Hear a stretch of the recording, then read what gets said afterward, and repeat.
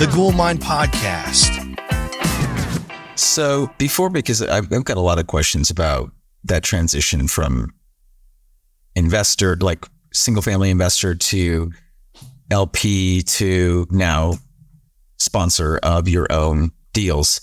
First question that came up is, when you were investing, were you primarily investing in like syndications, or were you investing in funds, a combination of the two? What did that look like? Most were single asset syndication. Okay. A couple funds. I have, to diversify, I have invested in the stuff other than multifamily, even though that's kind of the majority of it. So, some industrial triple net lease type properties, there's a fund. Mobile home properties, fund. So in my view, some of these things make sense, a little bit more sense to invest in a fund with, right? Uh-huh. But most of the multifamily are single asset investments, not funds. So looking back at your journey and seeing the kind of the evolution from single family investor, where you aside from the property management, you were hands-on in like the acquisition, kind of like the scouting and everything, I'm assuming, right? And then you go to straight up like, hey, I'm going to just invest my money into syndication deals. And what are some of the for someone at home, right, who like yourself at the time was working in W-2, right? So you had a full-time job. You've got a million other things on your plate. Presumably the last thing you really want to do is worry about, toilets and tenants, right? Tenants and toilets at the end of the day. So what were some of the pros and cons of investing as an LP versus managing your own single family portfolio? Well, certainly, again, I highlighted some of them. The pros of being passive is you don't have to worry about day-to-day operations. Yep. You get the same tax advantages when you're an equity holder as an LP as you do when you own property. So that's another pro, right? You get the same advantageous tax treatment, with depreciation being written off, et cetera, when you're an equity owner as when you own. So it really comes down to, I think, how much time and energy somebody really wants to dedicate to real estate, right? Both paths are viable, and I'm still doing both, right? I still have a rental portfolio that I hope to hold for a while because it's performing very well, and it's fairly passive because of the things I outlined, right? It's fairly new properties, good property management in place. So I'm not motivated to liquidate that at all. But on the other side, I'm able to, I think, take advantage of a lot of our opportunities through these syndications and maybe invest in cities that I feel good about in terms of their growth potential without having to get involved at the sub-market level, studying demographic data and is this the right neighborhood, right?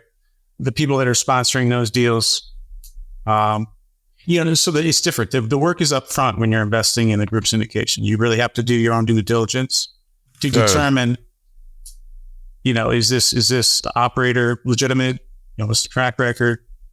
How's the market that they're involved in? How do they do things? So there's more work up front.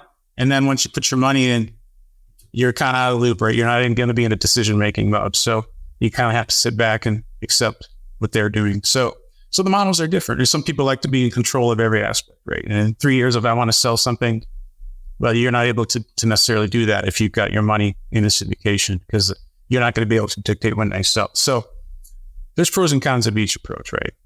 But both of them are, you're an equity holder, you've got good tax advantages. One is just much more passive than the other, I would say, and also scalable. Again, maybe I'm interested in investing in, Dallas, Texas, or Charlotte, North Carolina, right? Because I think those cities are going to do well.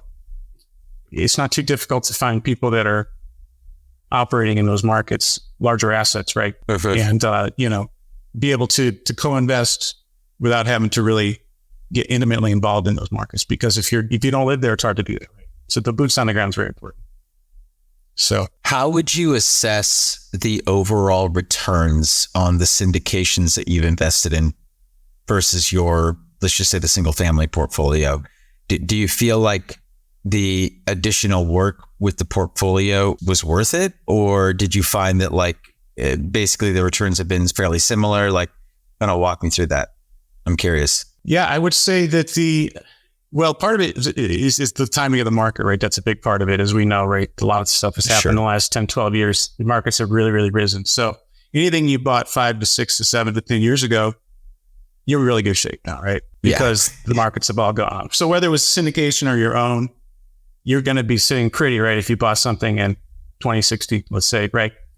For the most part. I mean, there might be some exceptions, some anomalies, but I would say the cash flow expectations on syndications, again, it depends. There's projects that are, some of them offer higher cash flow, maybe a lower upside at the end. I mean, there's development projects that don't offer much of any cash flow, but a much higher expectation of upside once this thing's fully developed and stabilized and sold, right? And so there's a lot of different flavors. There's, self-storage, mobile home parks, they all have their kind of different characteristics. But I would say you can find cash flow. If you're looking for cash flow, you can find it in a syndication deal if you're looking at the right ones, right? So I think there's a lot of different flavors. Again, I put some money in some development deals that I'm not expected to get probably much payout for the first several years, but there'd be a higher expectation at the end, on the sale exit. But again, people have different objectives. As I'm not working anymore. I'd say my focus and priority would be, more heavily weighted on cash flow, right?